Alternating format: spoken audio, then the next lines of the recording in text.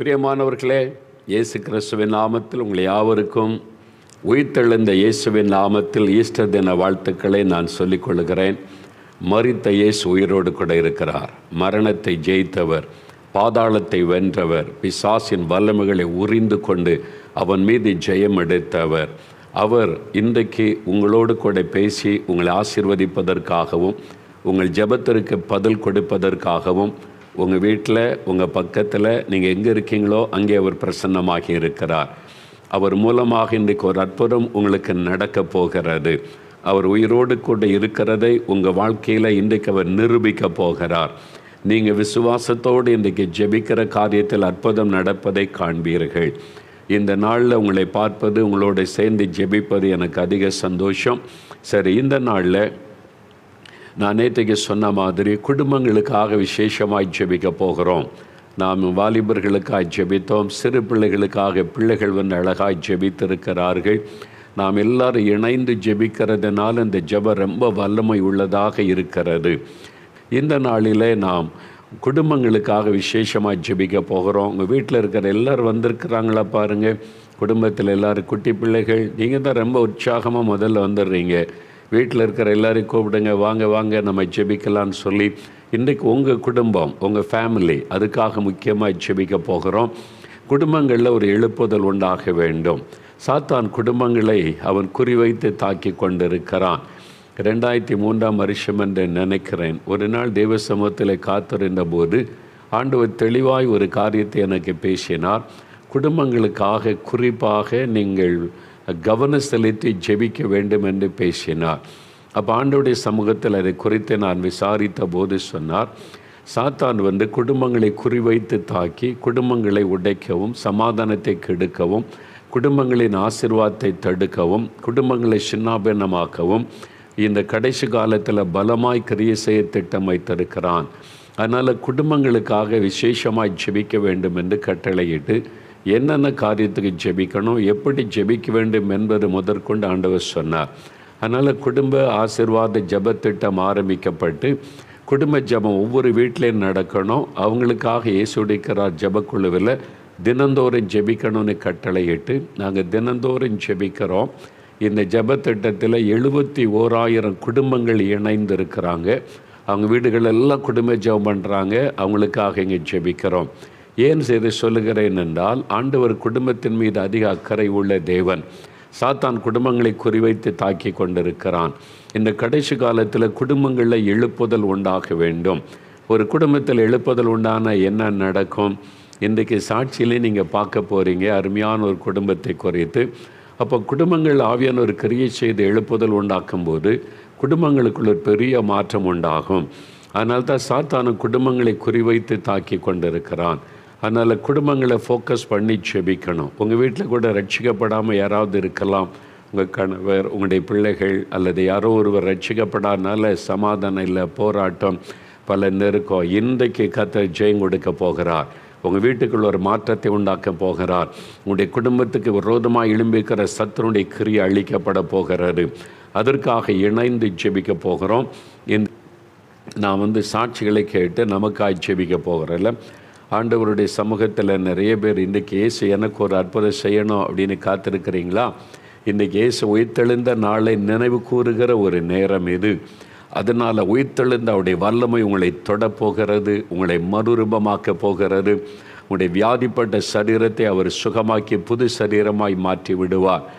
அந்த மாதிரி ஆண்டவருடைய அற்புதம் நடக்கப் போகிறது. சில சாட்சிகளை நான் வேகமாய் வாசிக்கிறேன். அதன் பிறகு நம்ம ஜெபிக்கணும். நீங்கள் தான் உங்களுக்காக ஜெபிக்க போகிறீங்க. இயேசு அற்புதம் செய்ய போகிறார். உங்கள் பக்கத்தில் அவர் இருக்கிறார். சரியா? நான் வாசிக்கிறேன், கவனமாக கேளுங்க. இந்த சாட்சி ஒவ்வொன்றும் அவருடைய அனுபவங்கள். இதில் வாசிக்கப்படுகிற சாட்சிகள், அவங்களுடைய பெயர், ஊர் சொல்லுகிறோம். அவங்களுடைய ஃபோன் நம்பர் இருக்குது என்கிட்ட, அவங்களுடைய அட்ரஸ் இருக்கிறது. அவங்கள்ட்ட ஃபோனில் தெளிவாக பேசி நடந்த சம்பவத்தை அறிந்து உண்மை என்று தெரிந்து அதை அறிந்த பிறகு தான் உங்களுக்கு அது வாசிக்கப்படுகிறது. அவங்கள்ட்ட சொல்கிறோம், நாங்கள் எந்த இடத்துலையும் இந்த சாட்சி சொல்ல ஆயத்தமாக இருக்கிறோன்னு சொல்லி அதை உறுதிப்படுத்தின பிறகு தான் அந்த சாட்சியை உங்களுக்கு வாசிக்கிறோம். அதன் பிறகு டைம் கிடைக்கும்போது அவங்களை நம்ம வீடியோவில் போய் நேரடியாக அதெல்லாம் எடுத்துக்கொண்டு வந்து உங்களுக்கு அந்த சாட்சிகளை உங்களுக்கு முன்னால் வைக்கிறோம். அதனால் இயேசு கிறிஸ்து அற்புதமானவர். அவருக்கு யாரும் பொய்யெல்லாம் சாட்சி சொல்ல வேண்டிய அவசியம் கிடையாது. ஏமாத்துறவங்களுக்கு தான் பொய் சாட்சி தேவை. பிசாசு பொய்யன்னு பொய்க்கு பிதாவுமாக இருக்கிறவன், அவனுக்கு தான் பொய் சாட்சிகள் எல்லாம் தேவை. இயேசு ஜீவனோடு இருக்கிறவர், அவருக்கு பொய் சாட்சியெல்லாம் தேவையில்லை. அதனால் உங்களுக்கு ஏதாவது சந்தேகம் இருந்தால் நீங்கள் எங்கள் இடத்துக்கு வரலாம். அவங்ககிட்ட நாங்கள் பேச வைப்போம். ஃபோனில் அவங்களுடைய ஃபோன் நம்பர் எல்லாமே இருக்கிறது. அது நாங்கள் திட்டமாக, அதனால தான் உங்களுக்கு அந்த சாட்சியை வாசிக்கிறோம். நிறைய சாட்சி வரும், எல்லாத்தையும் வாசிக்க டைம் இல்லை. சில சாட்சிகளை செலக்ட் பண்ணி உங்களுக்கு வாசிக்கிறோம். எதற்காக இந்த சாட்சிகள் என்றால், இயேசு கிறிஸ்துவை நீங்கள் விசுவாசித்து நீங்கள் அவரிடத்திலிருந்து அற்புதம் பெற்றுக்கொள்ளணும்.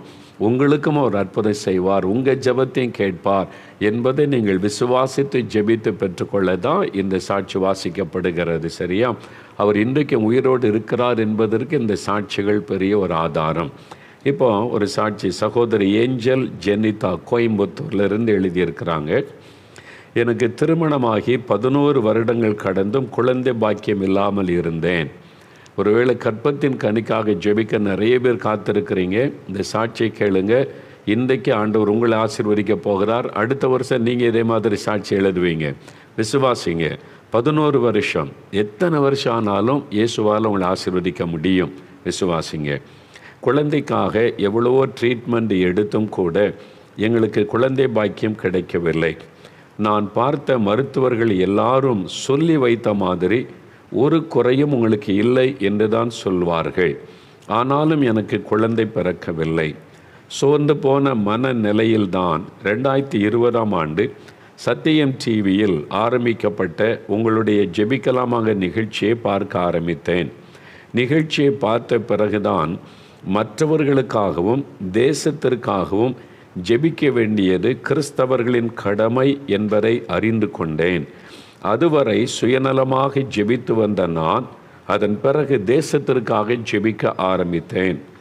நான் ஜெபிக்க ஆரம்பித்ததுமே எனக்கு வெகு நாளாக இருந்து வந்த அலர்ஜி பிரச்சனை சரியானது. முதல்ல அந்த அலர்ஜி வியாதி போயிட்டு தேசத்துக்காக ஜெபிக்கும் போது, நீங்கள் எந்த தேசத்தில் இருக்கீங்களோ அந்த தேசத்தை நேசித்து அந்த தேசத்துக்காக ஜெபிக்கணும். இது வேதத்தில் சொல்லப்பட்டிருக்கிற முக்கியமான காரியம். அந்த தேசத்தின் மக்கள், அந்த தேசத்தின் திருச்சபைகள், அந்த தேசத்தை ஆளுகிறவர்கள் எல்லாருக்காக கருத்தாக ஜெபிக்கணும். சரியா? அவங்க சொல்கிறாங்க, உடனே அலர்ஜி சுகமாகிவிட்டார். 2020 ஜூலை மாதத்தில் ஒரு நாள் உங்களுடைய ஜெப நேரத்தில் குழந்தை பாக்கியத்திற்காக விசேஷமாக ஜெபம் செய்தீர்கள். அருகில் இருப்பவர்கள் குழந்தை இல்லாதவர்கள் மேல் எண்ணெய் பூசி ஜெபியுங்கள் என்று நீங்கள் சொன்னபோது என் கணவரும் என் மாமியாரும் என் தலைமீது எண்ணெய் பூசி எனக்காக ஜெபம் செய்தார்கள். சரிங்களா? அவங்களுடைய அனுபவம், அவங்களுடைய ஃபோட்டோலாம் போட்டிருக்காங்க பார்த்தீங்களா? பாருங்கள். ஆச்சரியப்படும் விதமாய் 2 மாதத்தில் நான் கர்ப்பம் தரித்தேன். சொல்ல முடியாத சந்தோஷம். எனக்காக மட்டும் ஜெபித்து வந்த நான் அதன் பிறகு எல்லாருக்காகவும் தேசத்திற்காகவும் தொடர்ந்து ஜெபிக்க ஆரம்பித்தேன். 2021ஆம் ஆண்டு அழகான ஒரு பெண் குழந்தை எனக்கு பிறந்தது. என் 11 வருட துக்கத்தை சந்தோஷமாய் மாற்றின இயேசுவுக்கு நன்றி. குழந்தைக்காக ஏங்கி கொண்டிருக்கிற நாட்களின் வலிகள் எனக்கு தெரியும். ஆகவே குழந்தை இல்லாத தம்பதிகளுக்காக தொடர்ந்து ஜெபித்து கொண்டு வருகிறேன். பார்த்தீங்களா, அந்த குட்டி பாப்பா எவ்வளோ அழகாக ஏஞ்சலாக இருக்குது பாருங்கள், தேவதூதன் மாதிரி இருக்குது பாருங்கள்.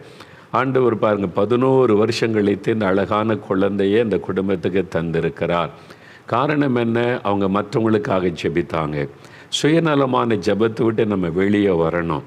நம்முடைய தேசம் எவ்வளோ பெரிய தேசம், எவ்வளோ மக்கள், எவ்வளோ சிரமம், ஒவ்வொரு காரியத்தை அறிந்து ஜெபிக்கணும். இப்போ பாருங்கள், சில இடங்களில் டெல்லியில் சில வேண்டாத சில பிரச்சனைகள் உண்டாகி கலவரங்கள் ஆந்திராவில் உண்டாகி இருக்கிறது. மக்களுக்குள்ளே பாதிப்புகள்.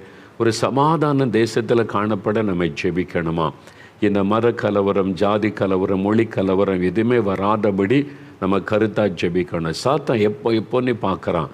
யாரையாவது ஒரு ஆளை தூண்டி அவங்க சுயநலத்துக்காக செயல்படுகிற நிறைய அரசியல்வாதி இருக்காங்க, மதவாதிகள் இருக்கிறாங்க. அவங்களுக்கு நாடு மக்கள்லாம் முக்கியம் கிடையாது. சுயநலம். அதனால் அதை வச்சு ஏதாவது பிரச்சனை உண்டாக்கணுன்றதுக்காக இருக்கக்கூடிய மதவாதிகள் இருக்கிறாங்க, அரசியல்வாதிகள் இருக்கிறாங்க, அது மாதிரி ஜாதி அதை வச்சு அரசியல் பண்ணி கொண்டு இருக்கிறாங்க. பிசாசு அவங்கள பிடிச்சி தான் பயன்படுத்துகிறான். நம்ம ஜெபிச்சுட்டா அதெல்லாம் முடக்கப்படும். அதனால தான் தொடர்ந்து தேசத்தின் சமாதானத்துக்காக ஆளுகிறவங்களுக்காக நம்ம கருத்தாக ஜெபிக்கணும்.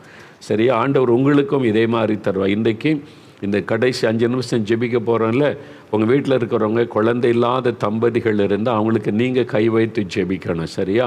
கணவன் மனைவிக்காக ஜெபிக்கணும், மனைவி கணவனுக்காக ஜெபிக்கணும். மாமியார் பெற்றோர் இருந்தீங்கன்னா அவங்க மேலே கை வைத்து இதே மாதிரி ஜெபிக்க போகிறீங்க. இயேசு அற்புதம் செய்ய போகிறார்.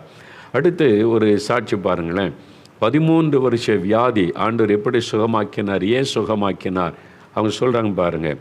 சகோதரர் ஆண்ட்ரூ மெரின், மாத்தூர் தோட்டிப்பாலம், அங்கிருந்து எழுதியிருக்கிறாங்க. என்னுடைய 14வது வயதில் வலிப்பு ஏற்பட தொடங்கியது. இப்பொழுது என் வயது 27. பாருங்கள், வாலிப வயசு. கடந்த 13 வருடமாக வலிப்பு நோய் பிரச்சனை எனக்கு இருந்தது. இதற்காக நான் தொடர்ந்து மாத்திரை எடுத்து வந்தேன். மாத்திரை எடுத்தும் கூட எனக்கு வலிப்பு வரும். இதனால் உடல் மிகவும் பலவீனப்பட்டு இருப்பேன். இரவு நேரங்களில் சரியான தூக்கம் இருக்காது. தூக்கத்திற்கு மாத்திரை போட்டாலும் என்னால் தூங்க முடியாது. இப்படியே என் வாழ்க்கை போய்விடுமோ என்று மிகவும் பயந்து மனதில் சோர்வு, கலக்கம் என்று மன அழுத்தத்துடன் வாழ்ந்து வந்தேன்.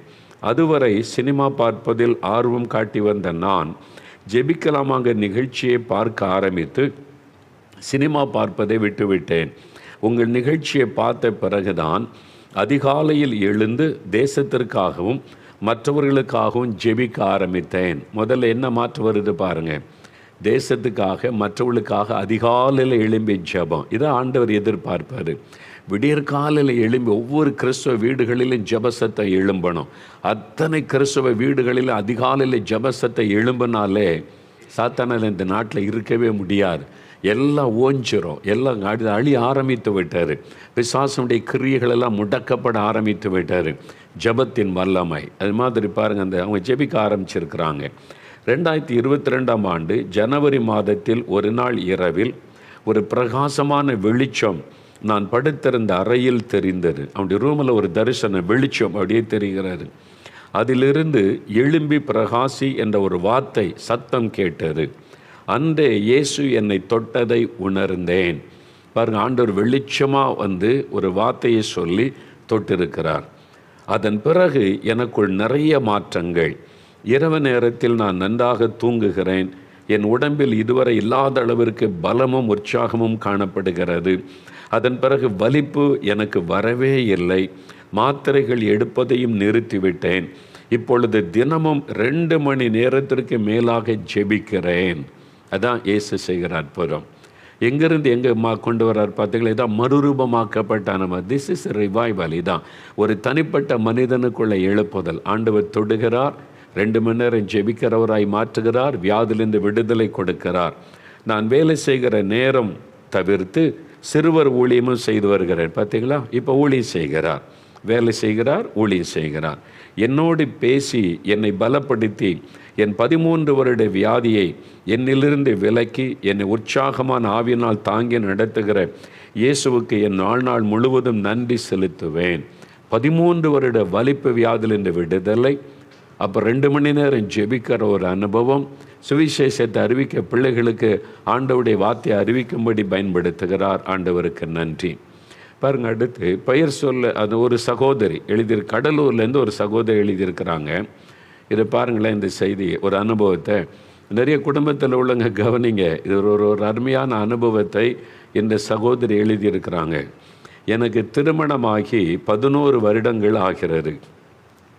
நான் திருமணமாகி வந்த புதிதிலேயே என்னுடைய எல்லா நகைகளையும் என் கணவர் என்னை ஏமாற்றி விற்றுவிட்டார். இது என் கணவர் வீட்டாருக்கும் தெரியும். இதனால் என் கணவர் வீட்டாரை முழுவதுமாய் நான் வெறுத்தேன். அவர்கள் சொந்தக்காரரிடத்தில் முகம் கொடுத்து பேச மாட்டேன்.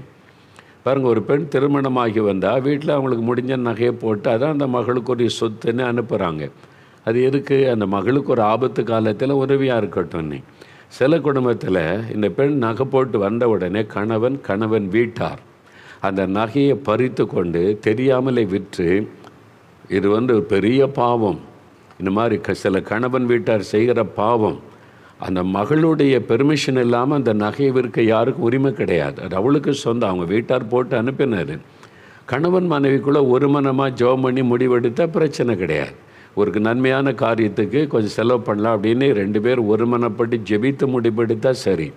மனைவியை கட்டாயப்படுத்தி பிடுங்கிறது, மனைவிக்கு தெரியாமல் நகையை ஏமாற்றி விற்கிறது, இது கொள்ளக்கூட்டமாக இருக்குது. சில குடும்பம், கணவனுடைய சில குடும்பம் கொள்ளக்கூட்டமாக இருக்குது. திருடர்கள் இன்னொரு பெண்ணினுடைய நகையை திருடி விற்பது அது திருட்டு கூட்டம். அது ஒரு பாவம். அறிந்து கொள்ளுங்க, அந்த பெண்ணினுடைய உள்ளத்தை எவ்வளோ காயப்படுத்தும். இந்த மகளை பாவம் செய்ய வச்சது அந்த கணவன் வீட்டாரும் தான். அதனால தான் அந்த மகளுக்குள்ள கோபமும் எரிச்சலும் வந்துச்சு. அந்த மகளுடைய சொத்தை அபகரித்து இது மாதிரி செய்வது திருட்டுத்தனம். அது கேவலமான ஒரு காரியம். சில கணவன் குடும்பத்தார் இந்த பாவத்தை செய்கிறாங்க. அது தவறு.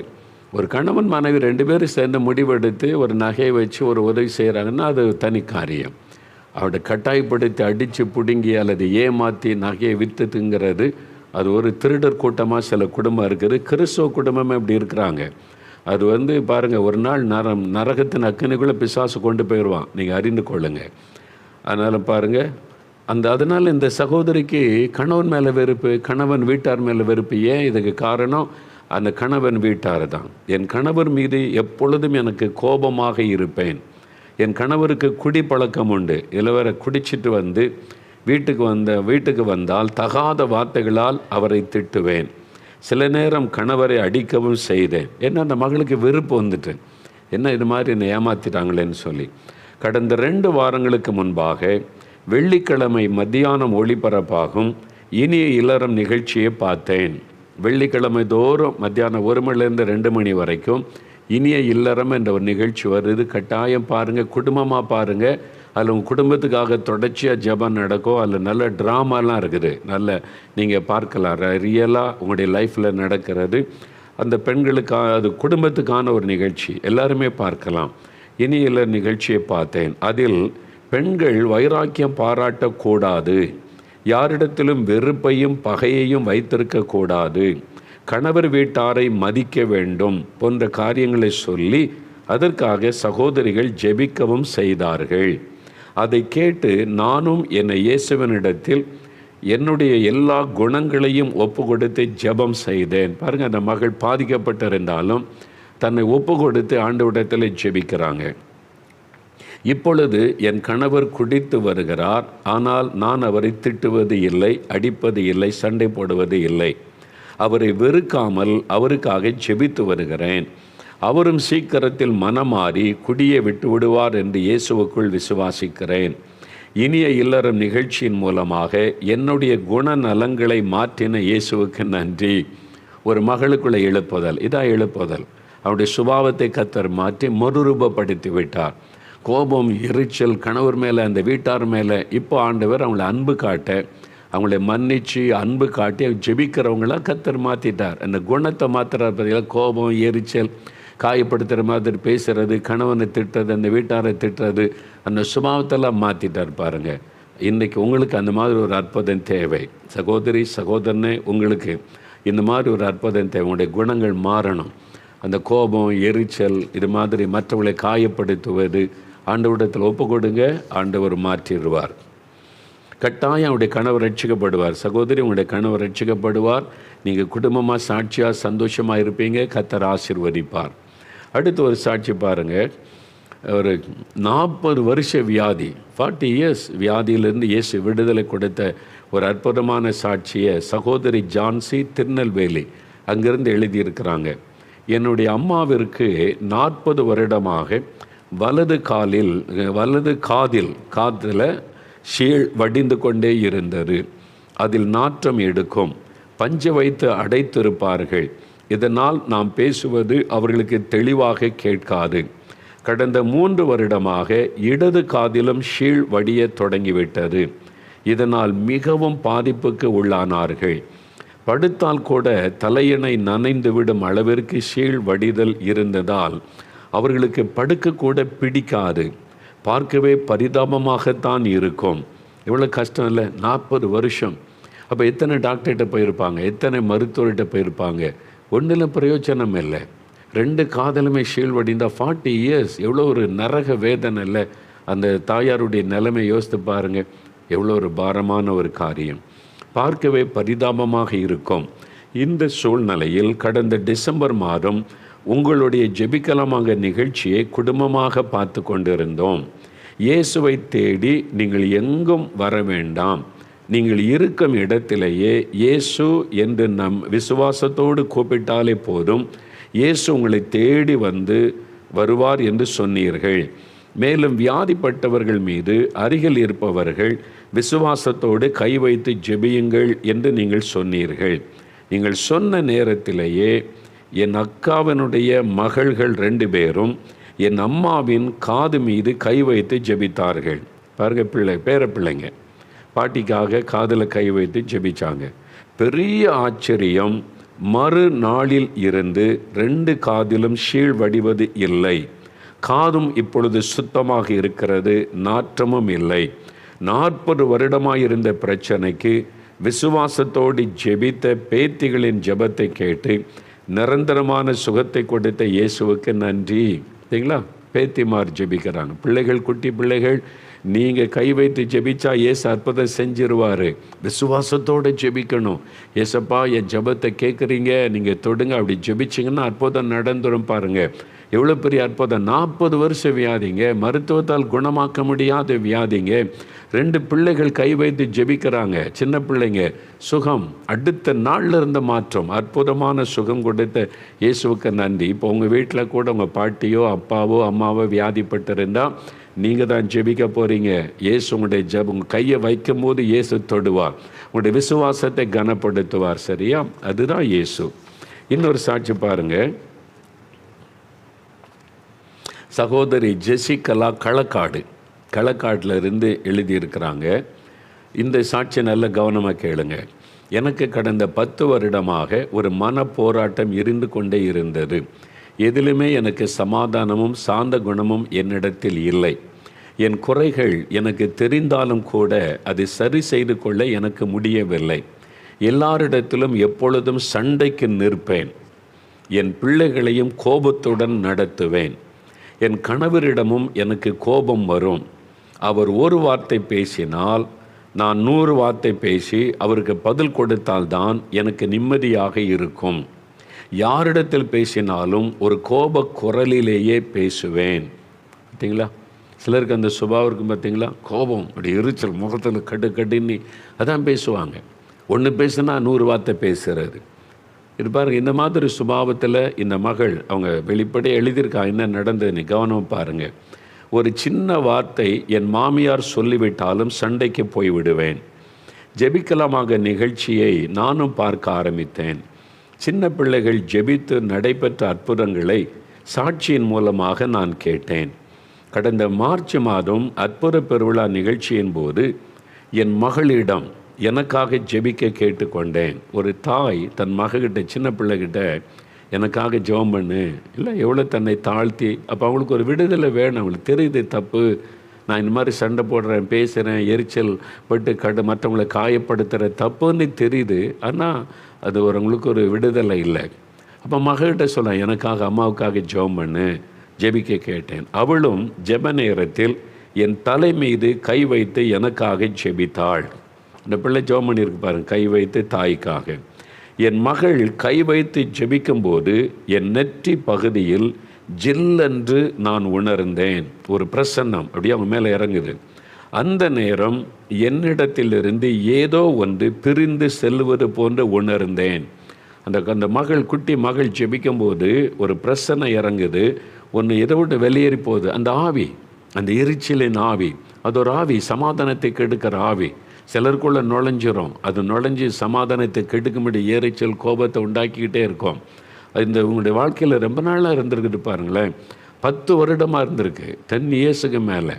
அப்போ அந்த ஆவி வெளியேறி போன உடனே ஒரு சின்ன பிள்ளை ஜெபிச்சு, பார்த்தீங்களா? குட்டி பிள்ளைகள் நீங்கள் கை வைத்து ஜெபிச்சா இயேசு எவ்வளோ பெரிய அற்புதம் செய்கிறார் பார்த்தீங்களா? அவங்க பாருங்கள், பிரிந்து செல்வது போன்று உணர்ந்தேன். அன்றிலிருந்து எனக்குள் நல்ல மாற்றங்கள், சமாதானமும் ஒரு சந்தோஷமும் எனக்குள் வந்தது. மறுநாளில் என் மாமியாருடன் பேசும்போது கூட பதிலுக்கு பதில் பேசும் நான் அமைதியாக பதில் சொன்னேன்.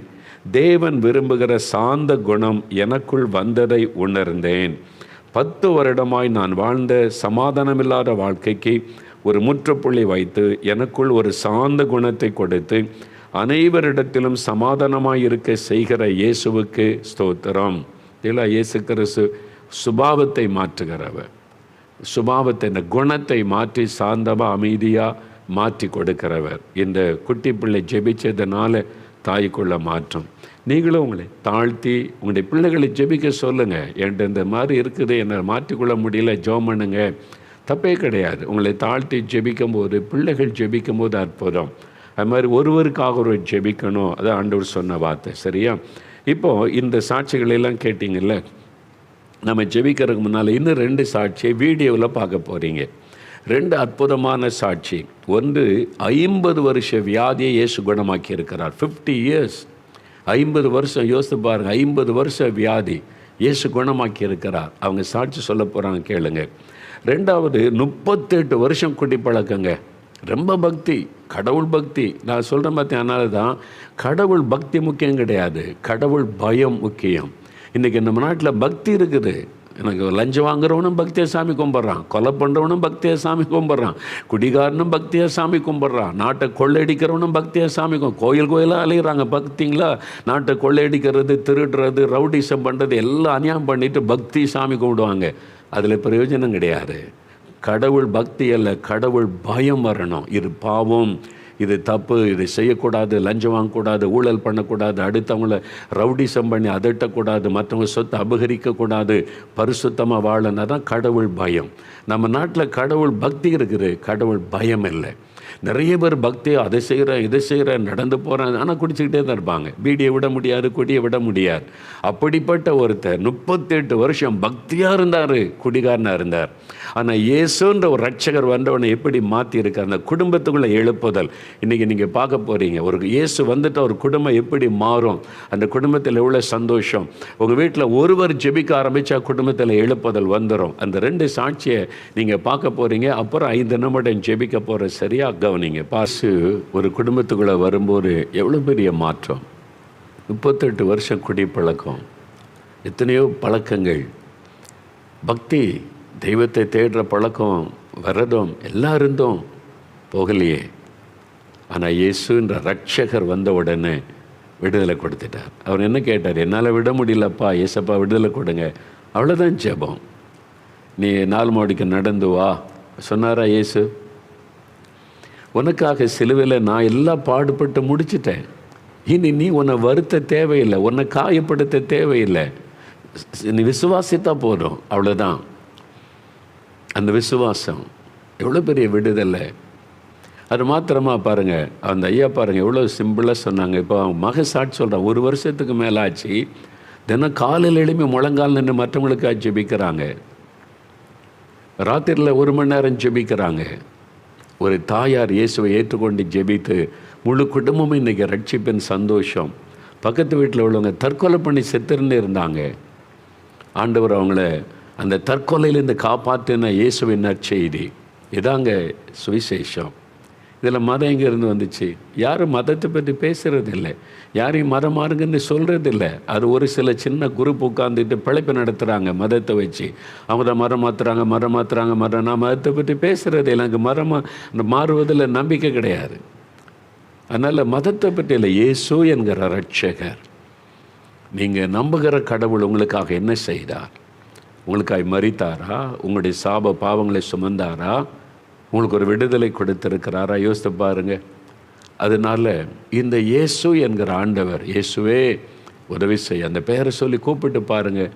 உங்கள் வாழ்க்கையில் இதே மாதிரி அற்புதம் நடக்கும். எத்தனை வருஷ வியாதி, 50 வருஷ வியாதிங்க. ஆண்டவர் சுகம் கொடுக்குறார். வீட்டில் உட்காந்து ஜெபிக்கிறாங்க. இயேசு உங்களுடைய வீட்டுக்குள்ளே வந்து ஆசீர்வதிக்கிற ஆண்டவர். அவரை தேடி எங்கே போக வேண்டாம், அவர் நம்மை தேடி வந்த தெய்வம். மனுஷனை தேடி இந்த உலகத்தில் வந்த தெய்வம் இயேசு. உங்கள் வீட்டிலேருந்து கூப்பிடுங்க, இருக்கிற இடத்துல இருந்து. உங்களுக்கு நடுவில் மோகலாசஸ்லாம் தேவை கிடையாது, எந்த மனிதரும் தேவை கிடையாது. நீங்கள் அவருடைய பிள்ளை ஆயிட்டலாம், அவரை தகப்பனேன்னு கூப்பிடலாம், அவ்வளோதான். மீடியேட்டெல்லாம் தேவையில்லை. இயேசுவே நான் உன் கூட தான் இருக்கிற மகளேன்னு சொல்லுவார்.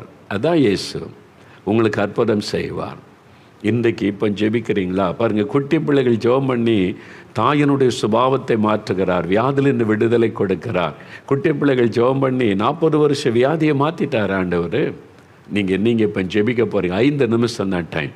நீங்களே ஜெபிங்க. இந்த சாட்சியெல்லாம் கேட்டிங்களா? இயேசுவே, ஏசப்பா எங்களுக்கும் இப்படி செய்யுங்க, எங்கள் குடும்பத்திலையும் இது மாதிரி குடிப்பழக்கத்தில் இருக்கிறாங்க, விடுதலை கொடுங்க, எங்கள் குடும்பத்துக்குள்ளே இந்த வியாதியெல்லாம் மாற்றுங்க, இந்த சாபத்தெல்லாம் நீக்குங்க, பிசாசுக்கட்டில் இந்த விடுதலை கொடுங்க. ஜெபிக்கிறீங்களா? இயேசு உங்கள் ஜெபத்தை கேட்க ஆவலோடு இருக்கிறார்.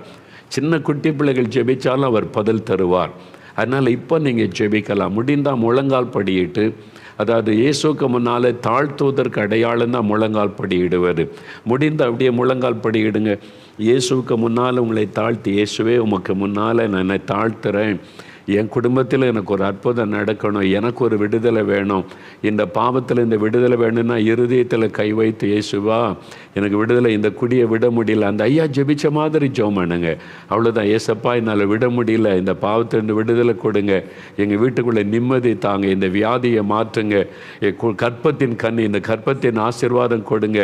கணவன் மனைவி மேலே கை வைத்து ஜெபிங்க, மாமியார் கை வைத்து ஜெபிங்க, மருமகளை ஆசீர்வதித்து, மற்றவங்க கை வைத்து ஆண்டவரே குழந்தை செல்வம் கொடுங்கப்பா இவங்களுக்கு, ஜெபம் பண்ணுங்க, வேண்டிக் கொள்ளுங்க. அவ்வளோதான், சிம்பிள். இயேசு உங்கள் பக்கத்தில் தான் இருக்கிறாரு, உங்கள் பக்கத்தில், உங்கள் வீட்டுக்குள்ளே, உங்கள் அருகில் இருக்கிற அவருடைய தொடுதலை சில சமயம் நீங்கள் உணரக்கூட முடியும். இயேசுவே தொடும், இயேசுவே அற்புதம் செய்யும், இயேசுவே விடுதலை தாரும், இயேசுவே சுகம் தாரும், இயேசுன்ற பெயரை சொல்லி கூப்பிடுங்க. அவ்வளோதான், ஆண்டவர் அற்புதம் செய்கிறார். உங்களுடைய ஜெபம் கேட்கப்படுகிறது. சகோதரி, உங்களுடைய கர்ப்பம் ஆசீர்வதிக்கப்படுகிறது. உங்களுடைய கண்ணீரை ஆண்டவர் பார்க்கிறார். என் கணவர் மோட்சத்துக்கு வரணுமே, நரகத்துக்கு போயிடக்கூடாது. அதுதான் ஜெபம். அந்த தாயினுடைய கண்ணீரின் ஜெபம் பாருங்க. என் கணவர் என் கூட மோட்சத்துக்கு வரணும், அதுதான் ஜெபம். இங்கே அந்த ஜெபத்தை ஆண்டவர் கேட்டு கணவரை சந்தித்தார். நீங்களும் ஜெபிங்க, பிள்ளைங்க எல்லாரும் ரட்சிக்கப்பட்டு பரலோகத்துக்கு வரணும் ஆண்டவரே, யாருமே நரகத்தில் போயிடக்கூடாது, அப்படி ஜெபம் பண்ணுங்க. என் குடும்பத்தில் எல்லாரும் இங்கே தெருவில் இருக்கிறவங்க அவங்க கூட ரட்சிக்கப்படணும், அவங்களையும் ஆசீர்வதிங்க, அவங்களுக்கு நிம்மதி கொடுங்க, யாருமே தற்கொலை பண்ணி சாகலாம் கூடாது, அவங்களுக்கு நீங்கள் உதவி செய்யுங்க. ஜெபம் பண்ணுங்க. உங்களுடைய ஃப்ரெண்ட்ஸுக்காய், நண்பர்கள், சொந்தக்காரங்க ஜெபம் பண்ணுங்க. ஒரு அற்புதம் செய்யுங்க, ஒரு விடுதலை கொடுங்க. இயேசுவேன்னு சொல்லுங்க, இயேசுவின் பெயரை சொல்லுங்க, அவருடைய நாமத்தை சொல்லுங்க. இயேசுவின் நாமத்தின் அற்புதம் நடக்கட்டும், விடுதலை உண்டாகட்டும், அப்படி சொல்லுங்க. ஆண்டவர் அற்புதம் செய்கிறார். உங்களுடைய ஜெபம் கேட்கப்படுகிறது. குட்டி பிள்ளைகள் ஜெபம் பண்ணுங்க, உங்க ஜெபம் கேட்கப்படுகிறது. இப்போ ஆண்டவர் அற்புதம் செய்ய ஆரம்பித்து விட்டார். நோய்கள் மறைகிறது, உங்களுடைய பாவ பழக்கம் விலகுகிறது, சிலரை பாவத்துக்குள்ளாக்க அசுத்த ஆவி விலகுகிறது. விடுதலை இன்றைக்கு உங்களுக்கு விடுதலை நாள், சுகத்தின் நாள், அற்புதம் பெற்றுக் கொள்கிற நாள். இயேசு உயிரோடு இருக்கிறார் என்பதை நீங்கள் ருசிக்கிற ஒரு நாள் இது. இயேசுவின் நாமத்தில் அற்புதம் செய்கிற ஆண்டவருக்கு ஸ்தோத்திரம். இயேசுவின் நாமத்தில் அற்புதம் நடக்கிறதற்காய் ஸ்தோத்திரம். இயேசுவின் நாமத்தில் வீடுகளுக்குள்ளே ஆண்டவருடைய வல்லமை இறங்குகிறதற்காய் ஸ்தோத்திரம். இயேசுவின் நாமத்தில் சாத்தானுடைய கிரியைகள் இன்றைக்கு அழிக்கப்படுகிறதற்காய் ஸ்தோத்திரம். இயேசுவின் நாமத்தில் வஞ்சக பிசாசனுடைய வஞ்சக கிரியைகள் அழிக்கப்படுகிறதற்காய் ஸ்தோத்திரம். இயேசுவின் நாமத்தில் குடும்பங்கள் விடுதலை அடைகிறதற்காய் ஸ்தோத்திரம். ஒவ்வொரு குடும்பத்திலும் சமாதானம், ஆசீர்வாதம், நிம்மதி உண்டாகட்டும். மதுபான பழக்கங்கள் எல்லாம் ஒளியட்டும், பாவ பழக்கங்கள் எல்லாம் ஒளியட்டும். ஒரு ஆசீர்வாதம் குடும்பத்துக்குள்ளே வரட்டும். நீர் ஆசீர்வதித்ததற்காய் ஸ்தோத்திரம். இப்ப சொல்லுங்க, வலதுகரம் வைத்து, இயேசுவே ஸ்தோத்திரம், என் ஜெபத்தை கேட்டதற்காய் ஸ்தோத்திரம், எங்களுக்கு அற்புதம் செய்து விட்டதற்காய் ஸ்தோத்திரம். இயேசுவே உமக்கு ஸ்தோத்திரம், ஸ்தோத்திரம். இயேசு கிறிஸ்துவின் நாமத்தில் ஜெபிக்கிறோம் பிதாவே. ஆமேன், ஆமேன். ஆண்டவர் ஜெபத்தை கேட்டார், அற்புதம் செய்துட்டார். சரியா உட்காருங்க. இனி விசுவாசிங்க. இன்றையிலிருந்து ஒரு மாற்றத்தை நீங்கள் பார்ப்பீங்க. இயேசுவுக்கு நன்றி சொல்லணும். சரியா?